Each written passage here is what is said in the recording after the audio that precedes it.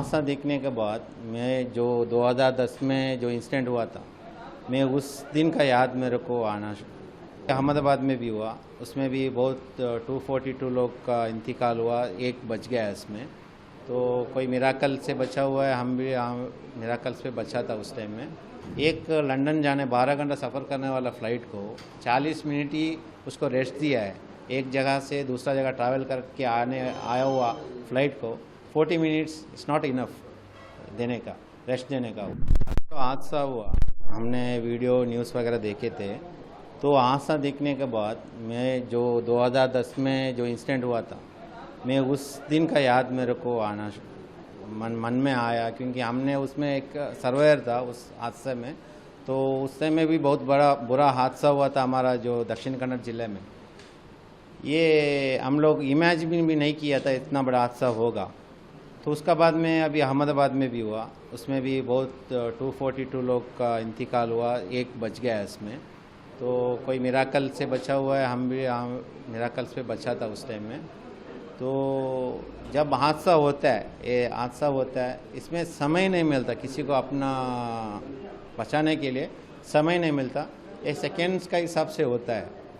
जो बोलने वाला बोलता है टेक्निकल एरर है, कोई भी है, मगर जो हादसा होता है ना, बचने के लिए समय नहीं मिलता है। और दूसरा चीज़ क्या है, जो हम लोगों को लेके जाने वाला एयर क्राफ्ट है, जो भी है, तो हमारा जीव को एक मूल्य देना चाहिए। जितना भी आम आदमी हो या कोई भी हो, तो उसका जीव को मूल्य देना चाहिए। इसलिए क्योंकि हम लोग एक जहाँ से दूसरा कंट्री ट्रैवल करता है, तो एयरपोर्ट अथॉरिटी वाला हमको सही तरीक़ा से इंस्पेक्शन करता है, हमारा चेकिंग करता है। तो पासपोर्ट सही है, तुम्हारा बैकग्राउंड कैसा है, तुम्हारा रिपोर्टिंग कैसा है, तुम्हारा हेल्थ कैसा है, सब कुछ, हमारा बैग में क्या है, कोई डेंजरस चीज़ है क्या, सब कुछ चेक करने वाला। इतना लोगों को लेके जाना, एक एयरक्राफ्ट को सही तरीक़ा से क्यों चेक नहीं करता? ये करना चाहिए। एक लंदन जाने 12 घंटा सफ़र करने वाला फ़्लाइट को 40 मिनट ही उसको रेस्ट दिया है। एक जगह से दूसरा जगह ट्रैवल करके आया हुआ फ़्लाइट को 40 मिनट्स इट्स नॉट इनफ देने का, रेस्ट देने का। उसको ठीक तरीके से वो टाइम मैनेजमेंट करना है। सब आगे भी कोई भी इन फ्यूचर में कोई भी ट्रैवल करने वाला कोई भी जहाज़ को सही तरीके से इंस्पेक्शन करके उसको अप्रूवल देना है। जो पुराना किधर दूसरा कंट्री से ख़रीद के जो फ़्लाइट को ऑल्ट्रेशन करके इधर चलाना नहीं है। इंडिया का जो लोग का जो जीव है अमूल्य है, ऐसा इतना चीप मत कीजिए। एक रिक्वेस्ट है आप लोगों को, तो आगे भी ऐसा हादसा होने का एक मौका मत दीजिए। जो प्राकृतिक में कुछ हादसा में होता है, सुनामी या साइक्लोन में, वो खुदा का वजह से या कोई हो सकता है, मगर जो टेक्निकल एरर हमारे साइड से आना नहीं चाहिए। ये हम लोग का एक दुआ है आगे, और रिक्वेस्ट भी है आगे आप लोग इसमें ध्यान दीजिए। कोई भी जीव को उतना केयरलेस मत लीजिए। सब लोगों का ऊपर फैमिली डिपेंड है, उन लोगों का अपना अपना सपना है। तो उसमें कोई भी किधर बाहर जाने वाला फ़्लाइट को सही तरीक़े से चेक करके सही से अप्रूवल टेक ऑफ के लिए देना। 2010 में देखिए, हम जब तक लैंड हुआ तब तक कोई प्रॉब्लम नहीं थे।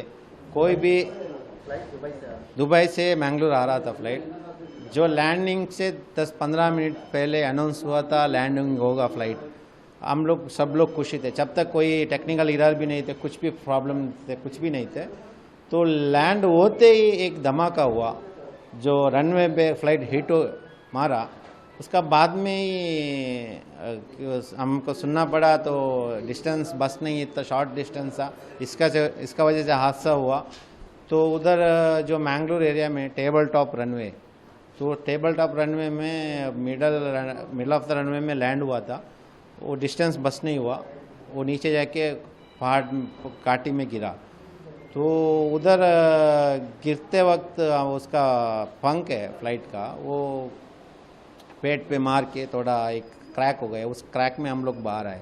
हम लोग भी सोचे थे, हम लोग भी गए, हम लोग भी बचेगा बोल के हम लोग इमेजिन भी नहीं किया था। तो हम लोग भी सोचे थे, हम लोग भी चला गए इसमें बोल के। बाद में देव हमारा भगवान का एक कृपा का वजह से हम लोग बच गए। एक मिराकल बोल सकते हैं हम लोग। बाकी जितना भी 158 लोग मरे थे उसमें, तो 8 लोग बचे थे।